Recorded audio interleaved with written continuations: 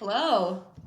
We're doing a Sip Happens rapid fire quick turnaround. We are taping on a Monday and we're going to release later today. Knock on wood. And this is what the That's our pros plan. do. This is a real time. We're gonna get it going. We don't have to put like a timestamp because all of the news and headlines and things we're talking about are current. It's happening. It's not like a few days later. Although I don't really want to talk about the news and the headlines because it's No. not. We'll talk about fun stuff today. Yeah, fun stuff. Fun I was in stuff. Brooklyn and it was like one of those peak Brooklyn 2 night, 3 day, in, out. We went in on Thursday, which was Juneteenth, so I think a lot of companies had off. And even though people had time off, no one was in the city. It's like everyone just pieced out for the weekend. So Yeah, they turned into a long weekend. no crowds, access to great restaurants. Went I loved to that about being in the city. I loved staying in the city on, Labor Day weekend, Memorial Day weekend, July 4th, because everyone else would go out east. And that was never my vibe and never my scene. And I loved being in the city and having it to myself because, yeah, tourists would come visit, but it's not like I wanted to frequent Times Square yeah, on 4th of July weekend. Like just being able to explore the parts of the city that you like and that you enjoy it was is the so good. best when everyone else leaves. And you went to see The the Liberty Mercury, game. they lost. They were playing the Mercury, the Phoenix Mercury. They lost, and it was a Yeah, they were on success. a hot streak for a while, I Liberty. know. It was amazing. And it was my first game with the W, Max's first pro sports experience, despite him saying, boys' sports are so much better than girls. He was glued to his seat. He would not leave a minute or a second before that game ended. But of course, he's obsessed with, Ellie the elephant and the experience. And then we're Yeah. walking down Atlantic on the way back to our hotel. And he's like, well, next time I want to go to a boys' one. I'm like, okay, cool. Cool. But it Yeah. was overall success. It was awesome. If we were back in the city more often, I would probably get season tickets. It's just a fun Live anchor. sports are great.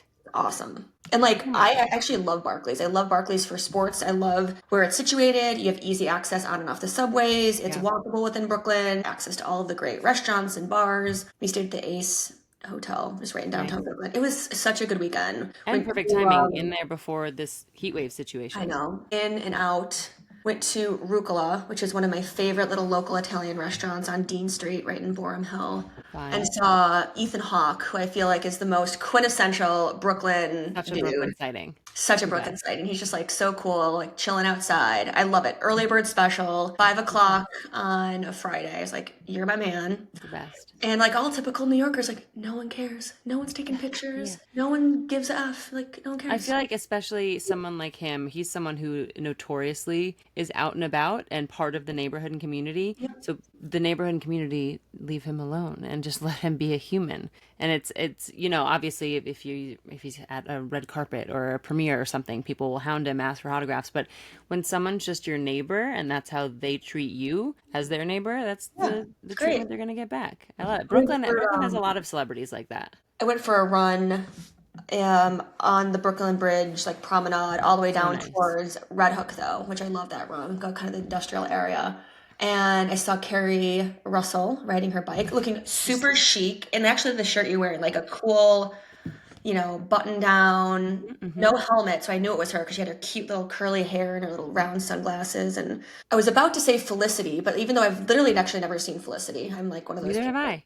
I loved her in The Americans. I That did was like too. my Kerri Russell fall in love story Yeah. was The Americans. And I love The Diplomat that she's also in. But I I couldn't haven't think seen of The her name in Diplomat. The Diplomat, so. And also I would never yell out at her.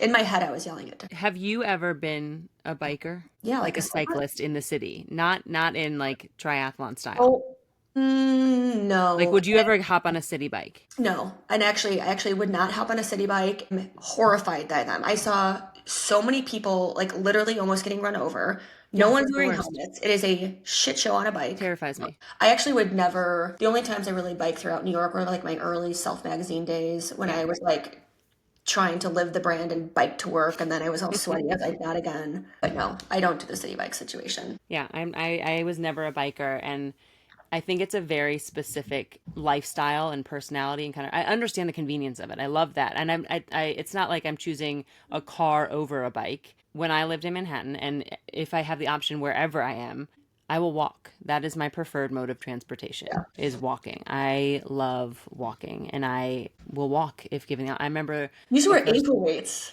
I did wear ankle weights. Yeah. I would walk from my apartment in Gramercy up to the Target in Harlem, with my ankle weights on. Yeah.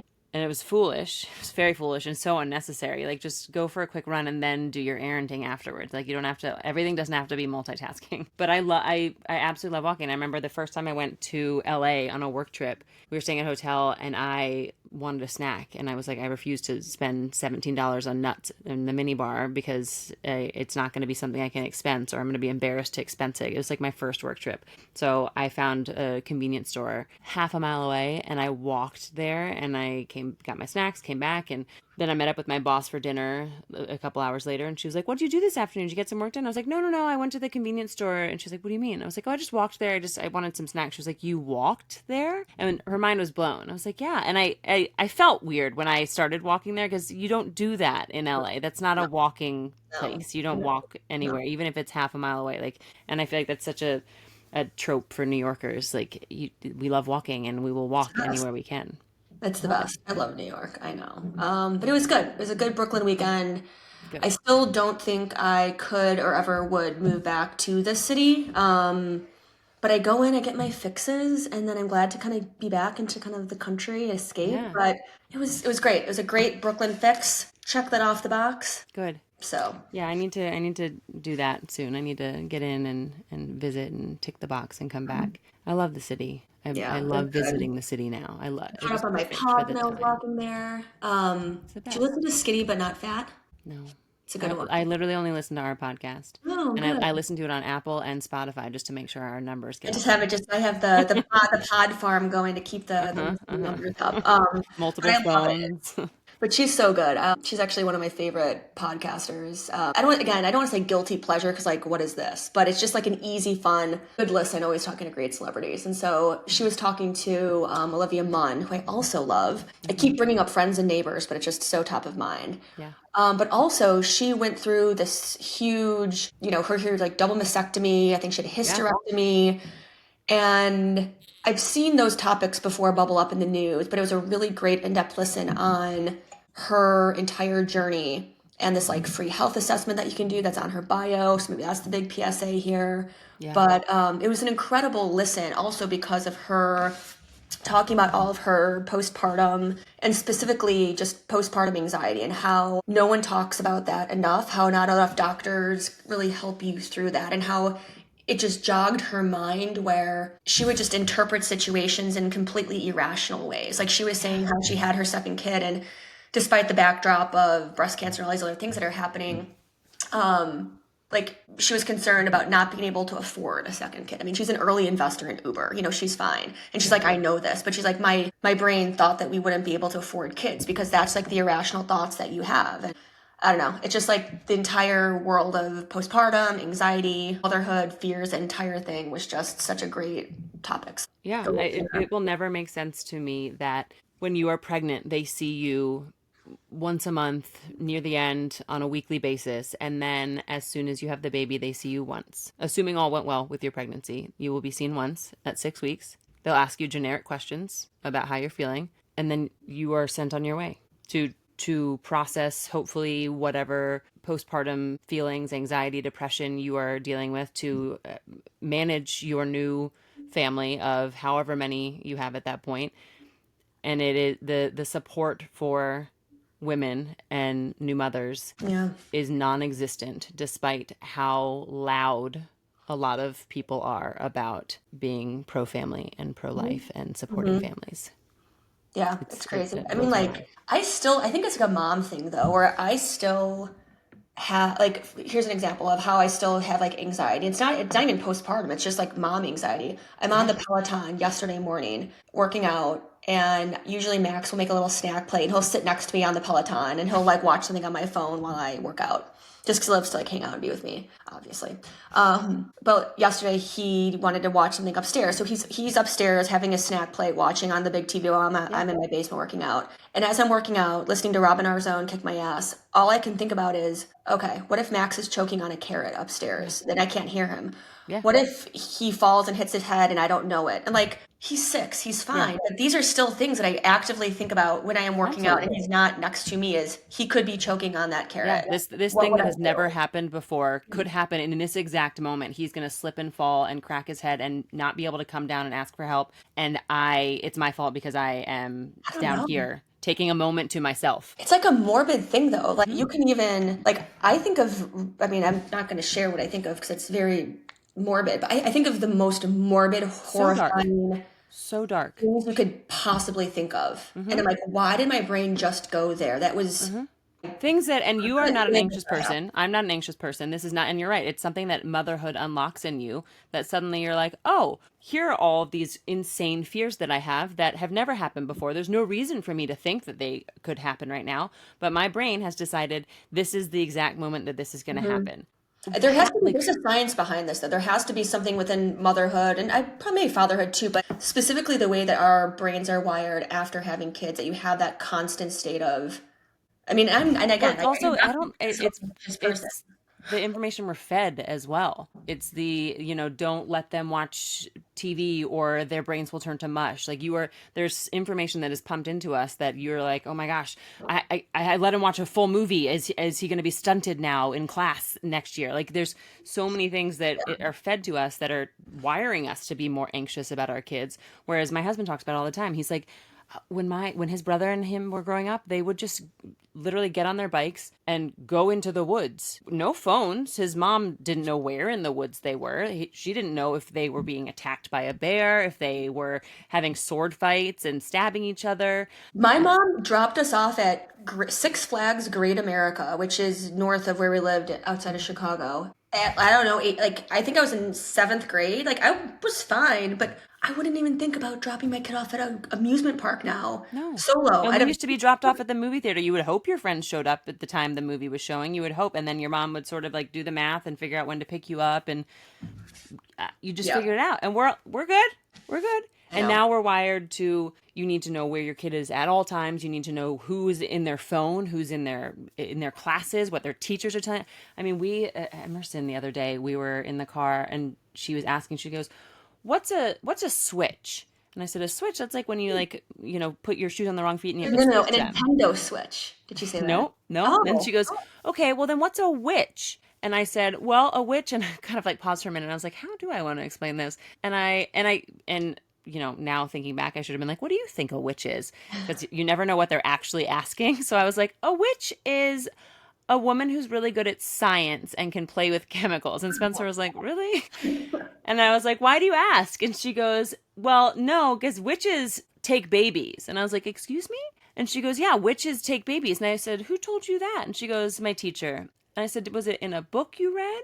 And she said, yeah, the witches came in the night and they took the babies. And I said, well, I think that's just a story. That doesn't really happen. Witches don't take babies. what book is And that? there's now, I have no idea. And my husband was like literally going through his role. He was like, were you reading Hansel and Gretel? Like trying to figure out specifically what the book was. But these things that you're like, okay, your kid, regardless of everything you're doing at home, your kid is absorbing information from so many different places. And whatever the story is, like the teacher was not sitting there being like, witches take babies, remember that, tell your parents. Like that's obviously not what happened. But whatever she heard, now she thinks that witches are people who take babies in the night. And so we had to undo that information and try to kind of re-explain that that's not a thing or that was just a story. There's so much information that you are absorbing that I get why we're all anxious. Like, I don't know. Now my kid's scared of witches coming in the night and taking her baby brother. Like, I have to protect her. I have to now check the room for witches every night. Like, there's so much Okay. happening. Moms need support. Dads need support. Parents are anxious. We're very anxious. Title of that pod. Parents are I anxious. know. Well, another guilty pleasure to deter my anxiety. Well, I feel like we haven't been on the same show list because all We haven't. the shows I've been liking, you haven't. Like, Well, I just haven't watched. yeah. So Ginny and Georgia. Is this like No, a I haven't done it. sleeper? So this, Which is surprising. You would think, as like a Southern girl who grew up down south, born and raised in Atlanta, like I you should know be it? into it. Do you know the I show? knew it. I started watching the first season and then didn't really fall for it. You know, I'm it's seeing it everywhere though. darker. It's like darker and more. It's a very dark comedy, which I really appreciate. Like it tackles some like pretty deep things like self-harm and abuse and homicide. But the Okay. nice peppering of, teenage love and uh, Lots of I Southern don't know. accents I, and I pretty really like them. dresses. I really like the actresses. So that's my PSI to cure anxiety is put on some Ginny and Georgia, which I've been doing as I cold plunge. I'm trying to cold plunge every morning. And I can because it's literally 95 degrees today, so it feels good. Anything is cold. Anything is cold. I Yeah. love that though. All right. So what's your cold plunge routine? Well, there's a lot of debate as to when you're supposed to plunge. Like, the Hubermans and Atias of the world will say do not plunge after weightlifting because it deters muscle growth. I exclusively cold plunge after I weightlift and exercise because that's when my body is inflamed and sore And and needs some, it needs it. yeah, So I don't just wake up in the morning and say I'm going to go down into my little my gym and do your that. den. Yeah. But I do it as part of my routine and I like it. I've, back stuff and athlete ailments. So for me, Yeah. it's like a decompression and reducing inflammation. It's only I set it to 50. So the key is the temp. So Yeah. it's cold, but it's not like shockingly free. Unbearable. I can be in that cold plunge for 10 minutes. Okay. So, I mean, the first 30 seconds to a minute's tough. And then you're like, I think I just go numb. Spencer used to do a lot of cold plunge. He bought a barrel, a big empty like wine barrel, and loved it, but it was just such a hassle to like fill it up and then get it to the temperature and then empty it so it stayed clean and then fill it up every time. So he sold it to a little high school football player who came by with some of his teammates to pick it up and like We threw it have on one of top the of the mom's it's like an thing. inflatable, a really nice hard inflatable one. Nice. It's right next to my infrared sauna Yep, you've got the whole setup down and there. full setup. But honestly, it's Mirsky really helps. Like he's an enabler. Like I Yeah. have a dream. I have a dream. He helps enable that dream by actually putting said thing together. Yeah. So Well, that's the sign of a good partner is someone who yes, hears their wife's request and makes right. it The happen. cold plunge dream and is able to actually help put that together. But yeah, it's my little sanctuary, my little gym I love sanctuary. that. I So love that for you.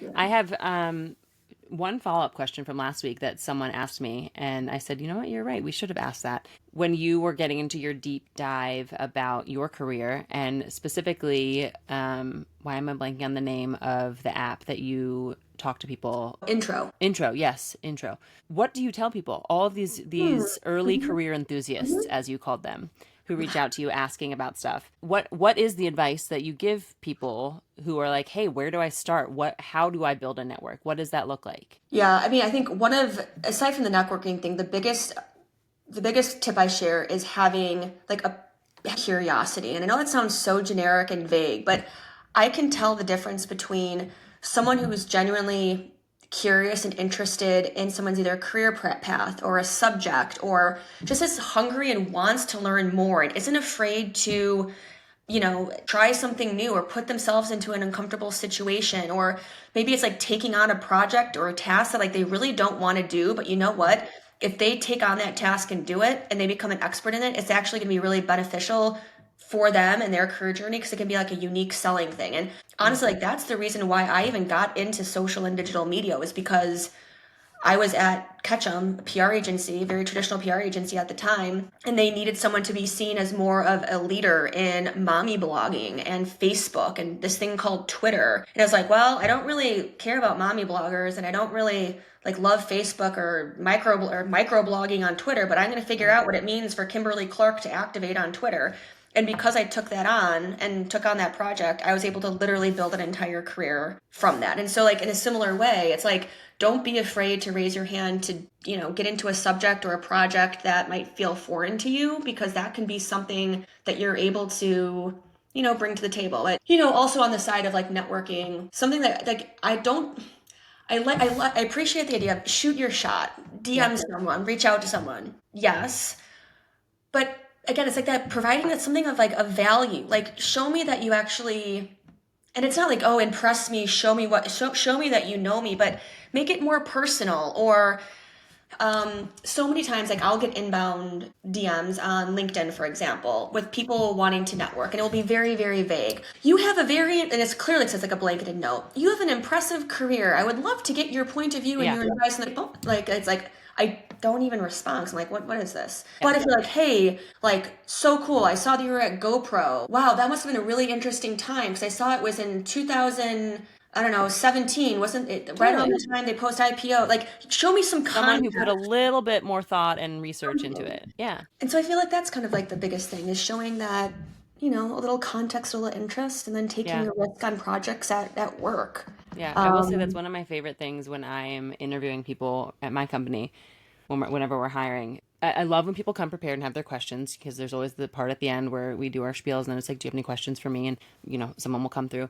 But I love there's a rare moment where people will look at their questions and then kind of put them down and be like, actually, something you said earlier, I really wanted to ask about. And they come up with a question. And I'm like, yes, okay, so this is a person who is listening, has specifically, been processing something that was part of this conversation and now has a question about that. So, of course, there's going to be generic questions you can ask anyone that you can throw into a DM on LinkedIn or anything like that. But when someone actually has something personalized, that you're like, oh, okay, this is a moment now. I can work with this. It makes me really happy. And it makes me feel like, I'm like, this is a sign of a great interview. This is going well. This is progress. Yeah. So I love those. I mean, the other thing, as you were just saying that I was thinking through was, it's so cliche, but it's not cliche because it's true, is AI and how important it is, like for whether you're in comms, whether you're in creative, whether you're a marketer, is starting to play with and have a level of fluency with using AI as more of, I don't know, more of like an operating system. And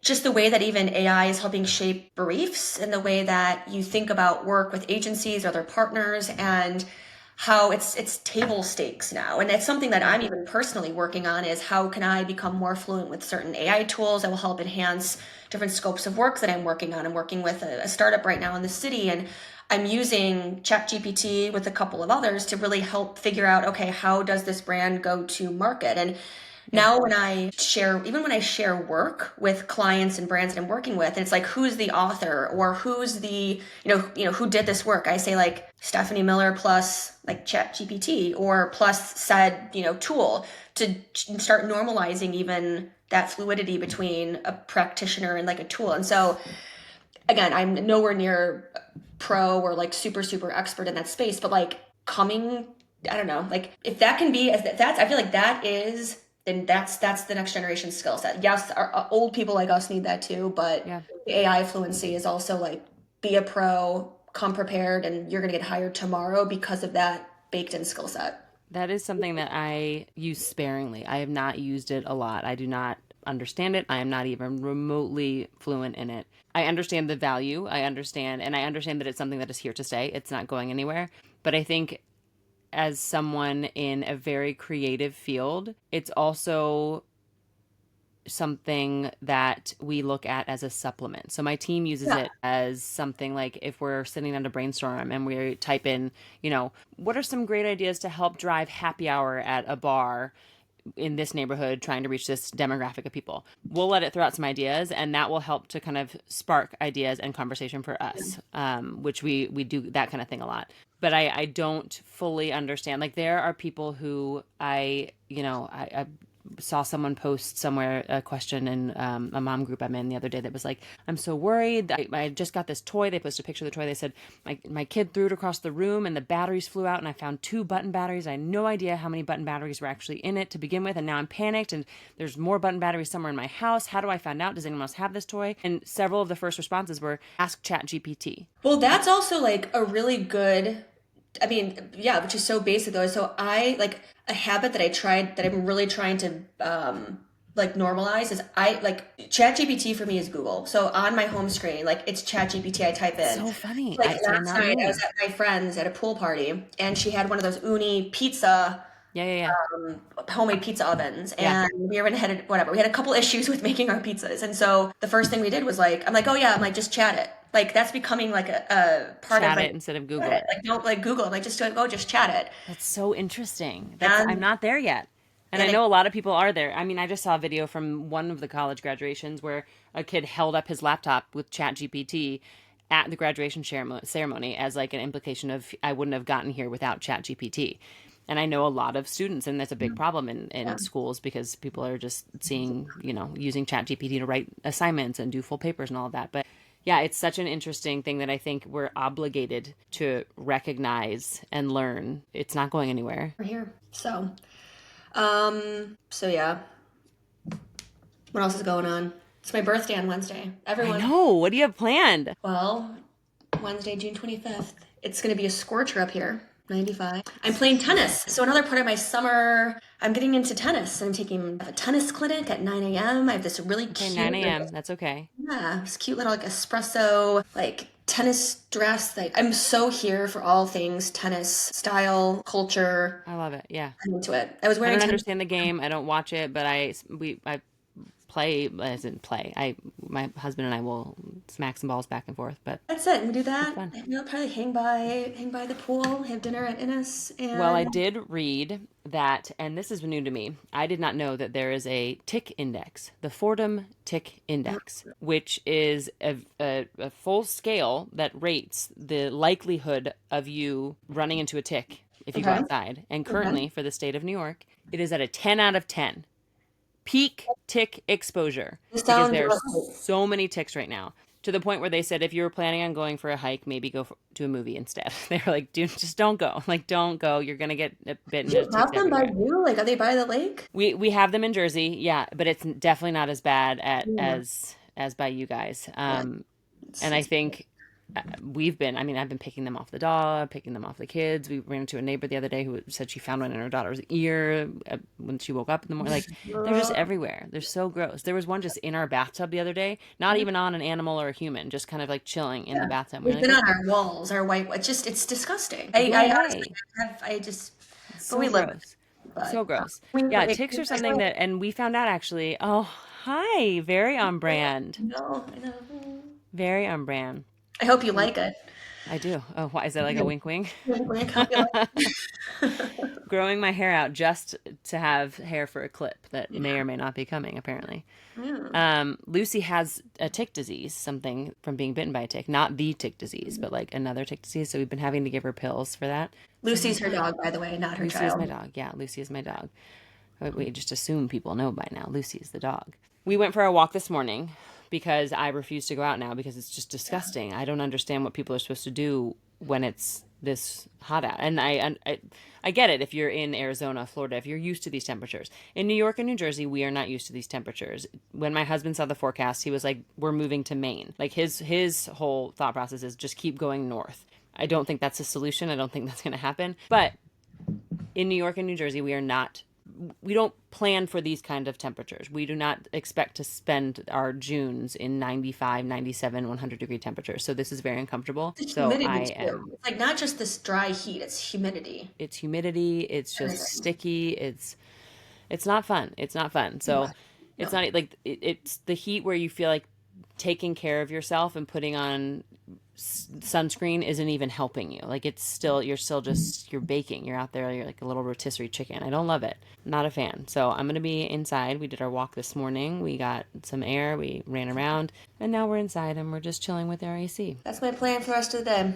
Busy Just living Monday. the life. And then good. You'll get your tennis in early before the heat. Yeah. Another fun thing, since I'm just going to pop to so many topics without any sort of transition whatsoever today, I learned that, or I saw a recent study said that humans are only born with two fears. Humans are born afraid of heights and afraid of loud noises. Everything else is learned from family, from culture, from environment. But all humans are inherently born afraid of heights and afraid of loud noises. That kind of tracks, I guess. Interesting, right? Right? Because like the loud noises, yeah, I get that. You need survival mode. Uh-huh. Is there a mountain lion coming to eat you, or is there what's happening, right, or Yep. something?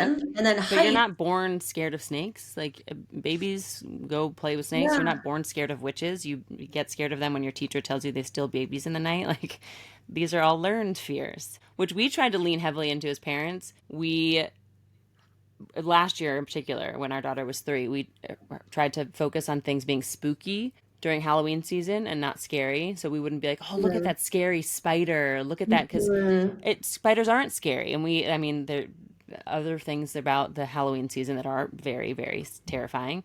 But for a 3-year-old, we're trying to be very diligent about letting her figure out what she's afraid of, you know? And she now says she's scared of the dark. I'm like, why are you scared of the dark? Like, what's there to be scared of? But we know for sure that all humans are scared of heights and loud noises. Well, if we're on Thanks, the science. random popcorn transition subject, what I saved to my Instagram roll last night, which I really loved because I wanted to ask you this question, is if your life were a movie, what would the audience be screaming at the screen, telling you to do right now? And I won't stop. Like, yeah, I just couldn't stop thinking about that because I'm like, Wow. if your life were a movie, what would the audience be screaming at the screen, telling you to do right now? I'm like, huh. So I looked at the comments of like what, what people were kind of saying, and it's like, Yeah. drink some water and go rest for the love of God. And then some other people were like, continue to move ahead. There's light at the end of the tunnel. Oh, Or, so yes, fluffy. girl, start that next chapter. Relocate to your dream city. Start that new job. Move Live to your best Maine. life. Everyone was like, do your laundry.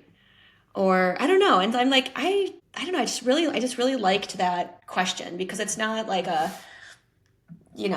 and I think like I was really reflecting on it. I think mine would be not telling me what to do right now, but I think they would be saying, wow, you should be so like grateful, or like, wow, like what a cool life you have. And I just, Appreciate your life. yeah, just like, wow, Yeah. how, and that was my reaction in this current day, this current Yeah. mindset. I'm sure if I reflected on that question at a different time, it'd be something else. Totally. But I just like that. Yeah, So, it's an interesting question, and I think, yeah, you're right. Like it depends on the moment. Like right now, it'd probably be like, I don't know, drink some water because you're just yeah. sitting here doing a podcast. But after this, it'd probably be like, no, go work out. Stop making excuses because I'll be like, I don't know, I should probably rest. There's no reason. Yeah, I don't know. It's an interesting question because there's so many things that you, for some reason, you feel like you need someone else to tell you to do it. When at the end of the day, like you're in charge. You can tell yourself to do these things. You can motivate yourself. But sometimes it helps to kind of trick your brain to be like, oh, someone else is yelling at me to do this. And that's half the reason that I love doing Peloton classes. I need someone else. Like I can't. I'm not someone who can go to the gym and put together a little workout circuit or just get on the treadmill and run and do my own thing. Like I need someone Yeah. to hype me up the entire time, keep me going, keep me moving. And so I love being able to just turn on Peloton and find whatever sort of energy I need in that moment to do that. But we're all very capable of doing it for ourselves. It's just if I have the option to have Yeah. someone else yell at me and tell me to do things, I'd rather do that. Because there's so many other parts of my life where I am in charge of hyping myself up and being the one who's responsible. So if there's a facet of my life where I can be like, no, I want someone else to be in charge. I run my company. I am the mom. I'm the default parent. I have so much that I am doing. When it comes to my workouts, someone else can tell me what to do. Like you can be in charge for this moment. I Thank you, love it. Peloton.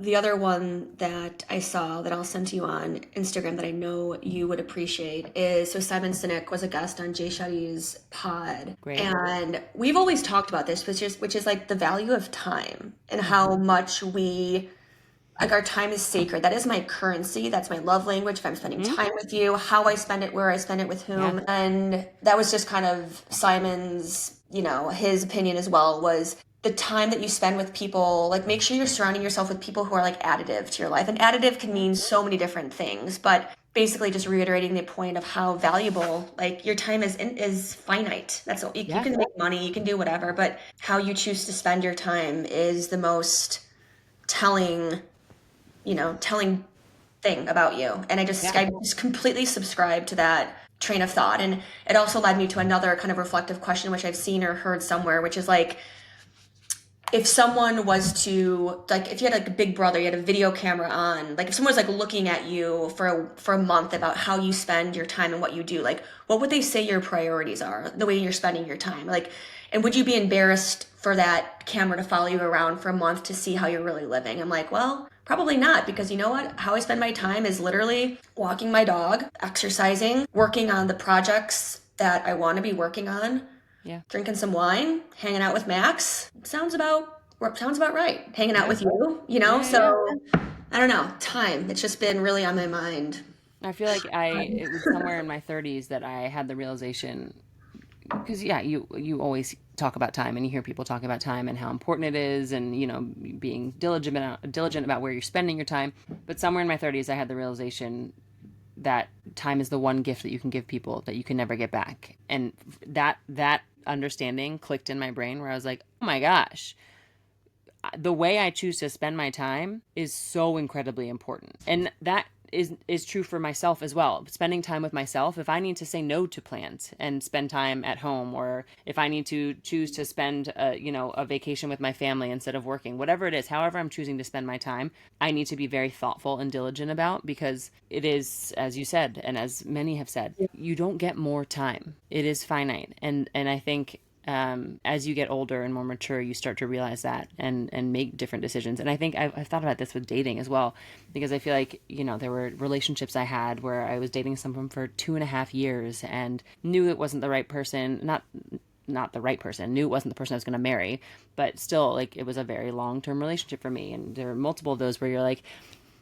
when you're in your 20s or in your teens, that it seems perfectly normal and perfectly fine. And by the time you get to your 30s, I didn't get married until I was 35. And my husband and I met in 2015. He was dating someone else at the time. We were just super, super good friends. We started dating in 2016, moved in 2017, got married in 2018. Just once you know and you have that realization about how valuable your time is, you don't want to waste any of it. You're like, oh, this is the person. This is I want to get started. This is how I want to spend my time. And I think maturity is realizing how valuable your time is, and how there are certain guys in my past who weren't worth 2.5 years, who, they didn't need that time, but you don't really realize how valuable your time is Yeah, until you get to a certain point in your life and you're like, oh, I know what I'm worth.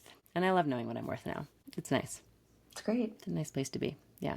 Time. Well, on that note, I've enjoyed my time with you, and that is a wrap.